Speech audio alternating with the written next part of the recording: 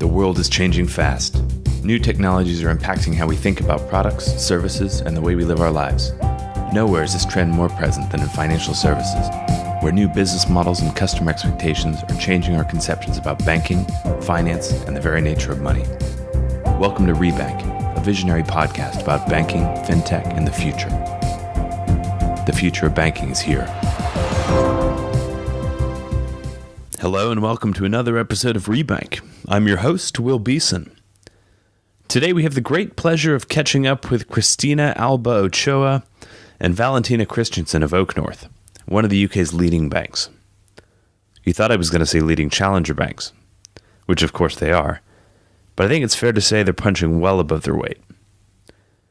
We sat down with OakNorth's co-founder Joel Perlman way back in episode 11. Wow, must have been, late 2016. When we talked to him, we got into the founder's story, which is fascinating. It's still a highly relevant conversation, and I'd encourage you to check it out. In the year and a half or so since we connected with Joel, OakNorth has been killing it. They broke even 22 months after launch. They've originated close to £1 billion in loans to UK SMEs. They've raised £250 million at $1 billion plus valuation. Oh yeah, and they built and launched a side hustle called Acorns that could be as big or bigger than OakNorth itself. No big deal. This was such a fun chat with two super smart, high-energy women. I don't expect it'll be the last time we have them on the show. If you enjoyed today's episode, share the love on Twitter, Facebook, or LinkedIn. Thanks to everyone who signed up for the newsletter in the past week or two. Keep an eye on your inbox. We've got some good stuff coming your way. Thank you very much for joining us today. Please welcome Cristina Alba Ochoa and Valentina Kristensen. Cristina, welcome to Rebank. Thank you. And Valentina, it's good to have you too. Thanks very much. Good to be here. So we've dug into the OakNorth story before on the podcast. We connected with Joel Perlman, one of the co-founders, probably a year and a half ago after OakNorth was launched, and you guys are doing great business. In the meantime, you guys have hit some super impressive milestones. Cristina, you've joined. You guys recently raised a huge round at $1 billion plus valuation, and you're going from strength to strength. So great to catch up. Great to connect with you. And I'd love to get into a bit of what's going on lately since we last connected. So quick bit of background about you. You worked for years at GE Capital across Europe, right? Before joining OakNorth. Yeah, that's right. So it's now my 1 year anniversary at OakNorth, so we should celebrate a bit. Yay. And before that, as you were saying, I was 18 years at GE Capital, and prior to that, I was 7 years in a very small savings bank back in Spain, my home. The 18 years I was at GE Capital, I did a variety of roles from credit, operations, quality, and most of it finance. So I did, in the last 18 months, I did all the disposition and sale of 33 banks around the world in 18 months. So that was a massive effort that took out the best and worst of us. And we learned many things we didn't know about ourselves. But it was a great learning. And after that, closing down so many businesses, seeing many friends depart, the opportunity to join in OakNorth came, and it was a growth story, very entrepreneurial. And I said, I want to be part of this. And what an exciting ride for the first 12 months. It has been every day more exciting than the prior one. Yeah. All right. So you joined how far before you guys closed the... What was it, a $250 million round? I joined the 1st of March. Okay. So 1st of March I joined.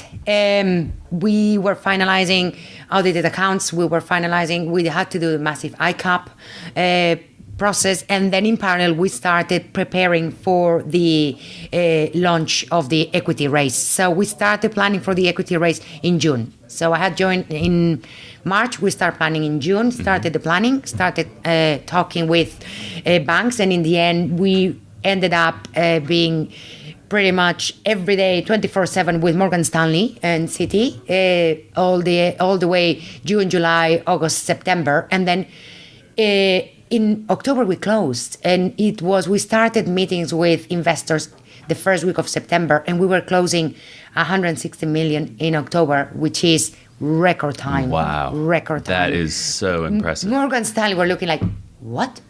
And one funny thing that happened was Rishi turned to them, Rishi Khosla, our CEO and co-founder, and said, guys, I don't think you've earned your money. I'm not sure. We should a lot shorter than anyone expected. We should rethink about your fee because this should have taken much longer, many more weeks. And he was in the investor meetings. We are doing, is what myself, Sean, and Chris are doing all the heavy lifting and what has to be done. And we should think about that. So, and they were embarrassed, that nervous laugh. And we did because renegotiate. They knew he was right. Yeah, they knew he was right. Yeah. I think also that's where the preparation is so important, and that's what you've said as well before, Chris, because, we obviously were doing the months of preparation from June until September, and that made a huge difference. I think Rishi's kind of joked, it only took us 47 drafts of the investor document to get to the one that we ended up actually using. It was not 47. I saw version 152. I only got to version 47. I think we went You to... stopped counting it. Version 70 was content, and from there was format. So, yeah. Wow. And Valentina, I understand from you there was kind of a... you were caught off guard as soon as the pen left the paper signing that deal. What happened? Oh yeah, well this was quite a funny story. So I mean, anyone who works in sort of the PR and marketing department, especially if they work for a bank, will probably have come across Mark Kleinman of Sky News before. If you're not familiar with him, check out his Twitter feed. He sort of breaks many of the biggest stories in the city. And basically around 11 o'clock on Thursday 12th, I got a call coming across my phone from Mark, and I just knew, okay, he's found out. There's been a leak somewhere, or he's got the scoop some other way. And so then, we hadn't planned. We didn't really want to jinx it by writing a press release before the deal had actually gone through. And so then it was sort of Rishi, Joel, and I furiously typing away at my computer to get the press release sorted. And obviously, we had to get sign-off from 3 different investors. It was Tosca Fund, Claremont, and Coltrane Asset Management. Claremont Group and Coltrane Asset Management. And, it takes sign-off to get, it takes time to get sign-off from all those people. And then what ended up happening was that Mark said, can you wait and put out the release the following day?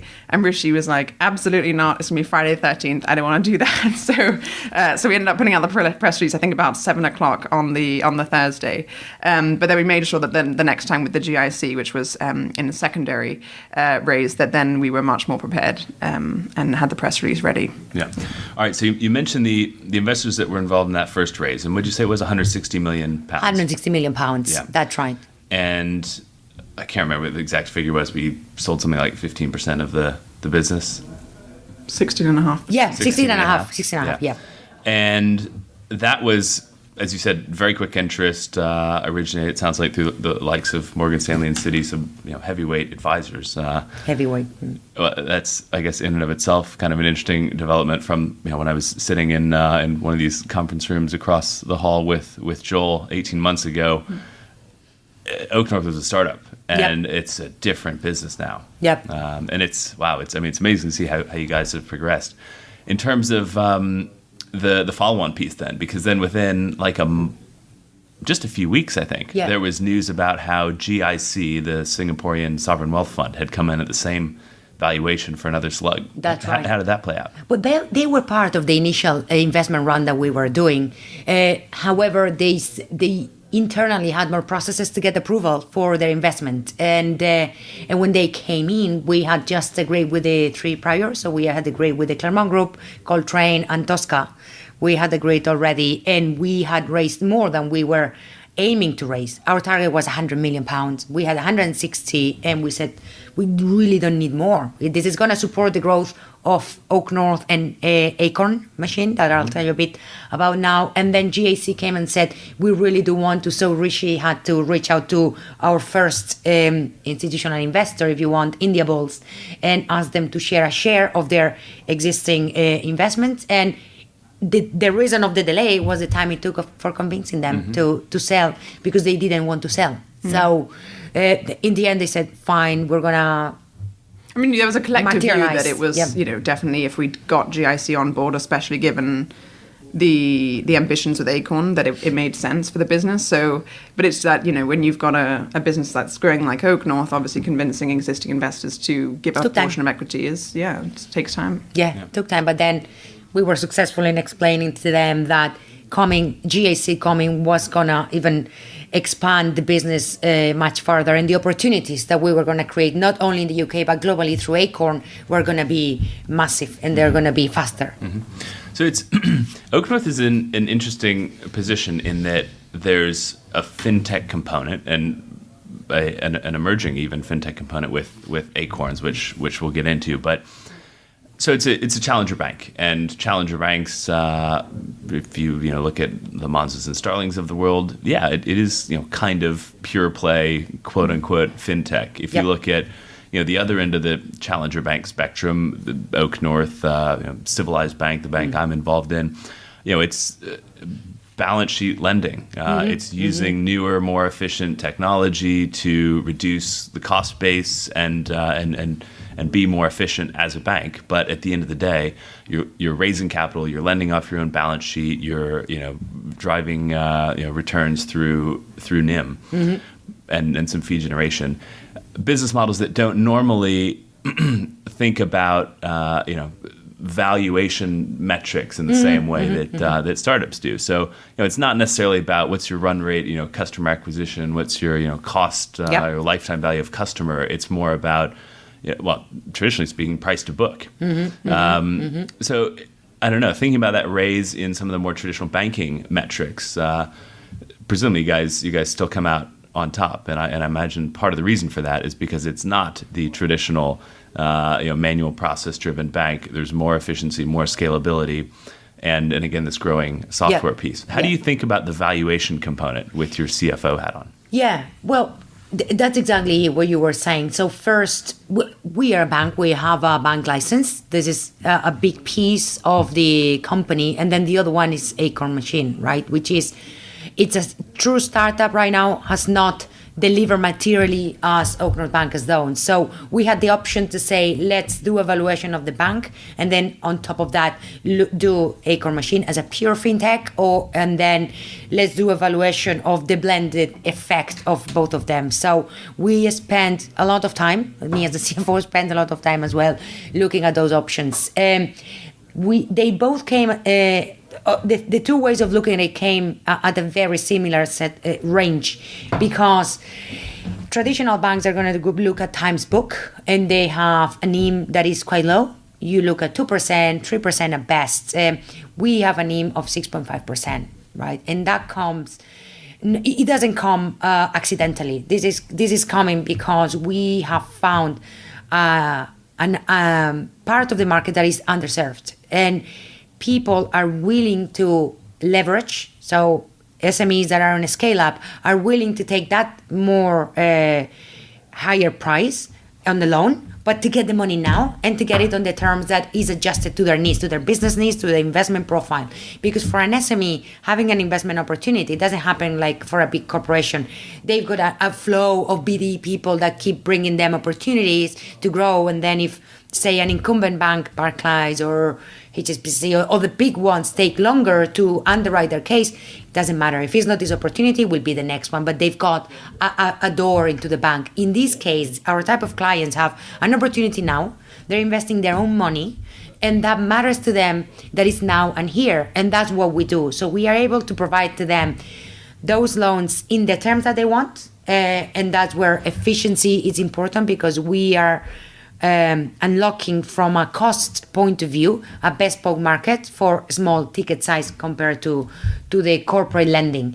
And that's why this price for them is not more expensive. They say, to me, it's binary. I do the investment or I don't do. So it's not a grade of how much margin another bank is going to charge me. It's I do it or I don't. And then that's true money for me, for my family, and this is my life. So that's the niche where we are, and we've proven it successful.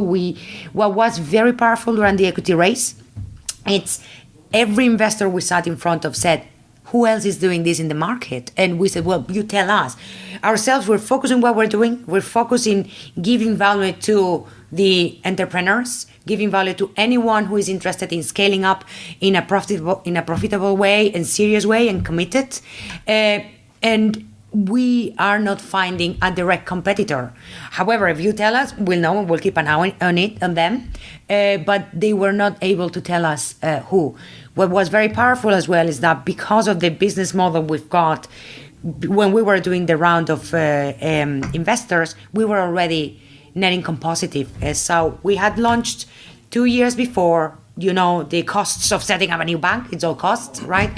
We had already absorbed all the losses that we had incurred in the beginning, and we were already net income positive. So, which was in 22 months, I've never seen that before. I was at G Capital, and G Capital was very entrepreneurial as well. It was an amalgamation of very small banks and bigger banks as well. And nowhere we had seen this before. So the track record, the execution is phenomenal. There's a vision and the execution is hand in hand. It's happening. And I think that's a testament to both Rishi and Joel that they're here every day. They fight for every penny. They're frugal on every expense. And they are committed to deliver value to the client. Rishi's on every credit committee and once the client wants this, let's make it happen. But I think also on that point, and that's also quite different, Will, from your last conversation with Joel, something that has definitely come to fruition since is that point around, the kind of the entrepreneurial approach taken by OakNorth. And I think a big part of that is the fact that, a third of employees, myself included, have invested the equivalent of a year's net salary in the business. Yep. So a third of us are actually owners in the business. And I think the point that Rishi's made in the past is it's one thing if you kind of give equity options or you kind of give bonus shares. Of course, that's great. People will appreciate it. But it's a very different thing than if you give them the option to put their own money into it. Yep. Because the kind of that ownership piece and making them really behave like an owner and then want to negotiate every penny, as you say, and really treat the business like their own, that shift in mentality, I think, only happens if they buy shares rather than, being given equity. Yeah. And everybody sees the possibility of execution, immediate execution. You've got an impact. In other companies, you can buy shares from the big corporation, but you don't know what's happening and who is making the decisions up and down. But here it's just this direct impact. So if Val wants to do something, she sees the direct impact of what her efforts are making. So I think that's very powerful. All right, we're waving goodbye to Valentina, who has to run to another meeting. Good to see you, Val. Hey, catch up with you later. So actually, on that point, I'd be really interested to know what it is like, certainly day to day, but also during that fundraising process, working alongside the CEO founder, because in I think very few banks around the world, apart from some multi-generational family-owned banks, which frankly tend to be a bit stodgy, the founder is not also making the final decision at the end of the day. What was that experience like? That was to me very different, but very exciting. So it was there's passion on the table. There's passion in everything that's being done in every step of the way, and ownership. What happens in bigger companies, there is sort of a wall, right? You do. Some CEOs will do the best to the best of their knowledge, to the best of their intent, to the best of their experience, and then there's a point when they'll just, that I cannot do that step further. But Rishi does it. So he's there. He has the expertise, the technical capability, the leadership to then also have that motivation, that extra mile that sometimes you have to make. He makes it, and he's passion at the table explaining to the investors what this is because he believes in it, and he's here every day, as I said. So that experience was great, and not only at the equity raise time, every day is very different in a way. He makes my job as a CFO easier because, as I was saying, they watch for everything. At other places, watch the expenses here, watch the expenses there. Here they're the ones that say, "Hey, we cannot spend more here," or "We cannot spend more there." So that makes it very easy.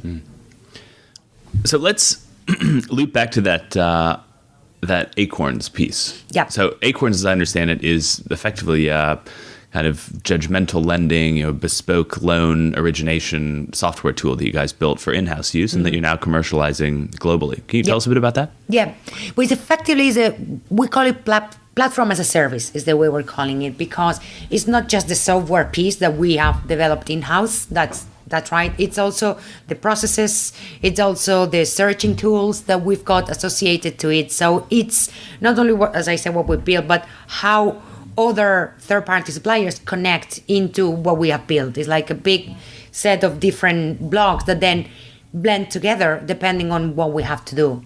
So we are distributing Acorn into any other bank or lender that is interested outside of the UK. In the UK, OakNorth is the bank that uses the platform as a service provided by Acorn machine. But outside, we're having many now interviews, LOIs, and meetings and demos with other banks, small and big, that have found out that they are not able to unlock the market of the SME lending in a fast and efficient way and cost effective as well. So can you explain in detail, or maybe even give an example of what a loan origination process might look like, leveraging Acorns? Yeah. For example, let's pick hotels, right? We can pick up if we have to lend to a hotel. So someone is interested in lending a facility to open a new hotel and needs lending.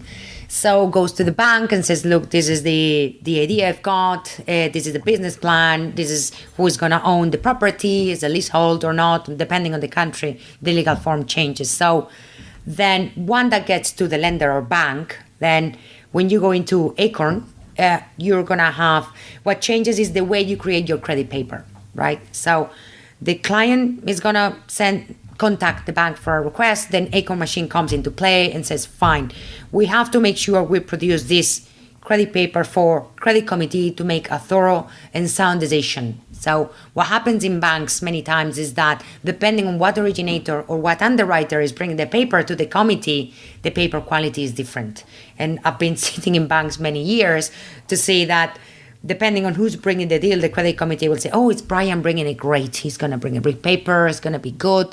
Then it's Johnny, oh, that's going to be a really bad paper. We're going to be back and forth. We're going to be sending him back. We're missing this benchmark. We're missing this sensitivity. So what Acorn does, it's regardless of who originates the deal, who brings it, it's right. We have to have a set of comparables. Say, building up on the example of a hotel. So we're going to open a hotel in Milan. And we say, fine. Before this proposal goes through the credit committee, we have to make sure that we are comparing that the business plan makes sense, right, for that particular hotel. So what are we going to go? We're going to go to the operational metrics. So for checking on the operational metrics, we want to know in that particular area where that hotel wants to open, what is the supply and demand at the moment. So if it's hotels, Acorn is going to contact TripAdvisor, is going to contact Zoopla, is going to contact a variety of information that is outside on the market to first assess the location, right? That's going to happen on a semi-automated basis. Then the next thing is going to check is what are the assumptions on occupancy? What are the assumptions on revenue coming from rooms, from food and beverage, from bar, from all the other revenue streams that come. And that is going to be checked against what is the average for that location and for that type of hotel, 4-star, 3-star, 2-star, whatever it is in that city and in similar cities around the world that are comparable. So if it's Milan, it's going to be comparing to probably Barcelona. It's going to be probably comparing a bit to New York as well. So all of those comparables are automatically available to create that credit paper, right? So that's one level of information. Then that is the basic information. And then what the process does is then criticizes that forecast that the client is presenting and say, well, we believe this is conservative or it's aggressive. So there's a sensitized case based on all the findings that Acorn has done. So you've got the client case, you've got the sensitized case with all the rationale on why this would be a better starting point for the borrower's point of view. And then if the client was asking for, say, £10 million or $10 million, wherever it is, it's going to say, well, according to bank XYZ, your credit policy, that's going to bring the leverage of the bank at 4.2 times EBITDA. That's too risky for your credit policy. So then we recommend that you go back and propose a facility that rather than 3 years is going to be 5 years amortizing loan. And then rather than proposing 10 million, propose 8, and then you will be within your policy and the client can still open the hotel. And all that happens in hours, when in a traditional bank it would happen in weeks to do all that research, to put all that together. So that probably took a long time to explain this, but that is it's a powerful tool. That's the demo for how powerful then the decisions for credit committee are going to be. How much better decisions any bank is going to make. Huge. That's what we believe. I want to ask you a question. Given your experience at GE Capital, specifically your experience kind of winding down, selling some businesses, which presumably was a result of some very hard economic times, through 2007, 8, 9, 10, 11, 12. OakNorth had a fresh start, 2 years ago when it started lending. You guys, as I understand it, do a fair amount of commercial lending, and it tends to be in the certainly multi-million pound loan size, up to, what's your largest loan to date? 20 million or something? Now it's 30. 30. Yeah, from $500,000 to 30 million. Yeah. So how do you kind of, based on your experience at GE Capital, the difficulties that you saw some of those group businesses go through, and the reasons that they had to be put to sleep, so to speak, how is that shaped the way that you approach credit risk? Think about managing your asset portfolio here at OakNorth, and we've already started to see some property price dips post Brexit. Are we post Brexit? We're in this perpetual Brexit. It's ridiculous. A perpetual negotiation. But there's downside risk to property prices here in London and parts of the UK. I don't see much upside risk. So, well, first, just to probably reset the baseline, when GE Capital decided to sell, it was not because the banks weren't doing well. It was a strategic decision because the chairman at the time could not convince the investors in New York that the conglomerate of the industrial and capital could work together from a multiples point of view. So all the businesses we sold were profitable. So, and through the crisis, I was in charge of all the risk credit monitoring from a finance point of view. So we were doing always better than a peer group. So what I take from there is the decisions we made at the time of the credit crisis and before, the underwriting credit policies were very sound, right? And that's why the last couple of years when we've been selling companies, they've been at a very good valuation. So some of them were public, some of them were not, some went IPO. So there were good decisions and good policies that then I think that when I compare it to OakNorth, many of them are very similar. So I don't see many differences. The more level of conservatism that I see at OakNorth is that we've set the bar very clear when there's a collateral base of property that we need to have a comfortable LTV position. Okay, so it's more about security, because it sounds like you mentioned that 6.5% NIM. You're lending to earlier stage businesses, opportunities that traditional banks wouldn't necessarily lend to, or at least be able to process quickly. It's not because they're early stage, they're in a scale up. What we do differently is that we'll give them an answer quickly and we'll adjust covenants. For example, if we are talking about the restaurant that wants to do rollouts, we'll adjust the covenants to the overall business, not to the individual openings. Where we've seen in the incumbent banks, most of them are tying for the SMEs. They want to do it for corporates. For corporates, they look at all the cash flow lending as a whole. They take the security on the senior secure loans. But for SMEs, they tie the covenants and the growth of the lending facility to every new opening bar or restaurant has to be profitable before you open the new one. So what we do is to look at the holistic company, because it's a one legal entity, one group, and we say, right, your existing restaurants are doing really well. They have sufficient capacity to pay debt to fund 2 or 3 new openings every year. So that's what we do differently. So it's not that we go into riskier areas, it's that we adapt the lending and the covenants of the loans to what the client wants to do. We would not do above 60% LTV. We are quite conservative in that regard, but it will be different approach to the T's and C's. That's the difference. So you guys have hit all sorts of milestones when it comes to growing assets, valuation. You've launched a fintech on the side while you've been doing this in Acorns. What's the bigger vision for OakNorth? I mean, in the UK, there are tons of lending companies. Some of them have applied for and received banking licenses lately. Yep. You can lend to your heart's content. There are always people that want to borrow money, and it's a great way to make money as a business. Is that the end game for OakNorth, or is there a grander vision? For the vision is to keep facilitating the UK market to grow. The SME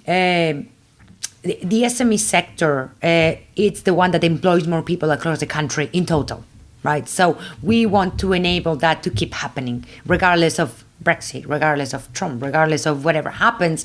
We want to be able to keep facilitating that. We don't represent even 1% of the market share when it comes to lending in the UK, right? So it's a tiny proportion.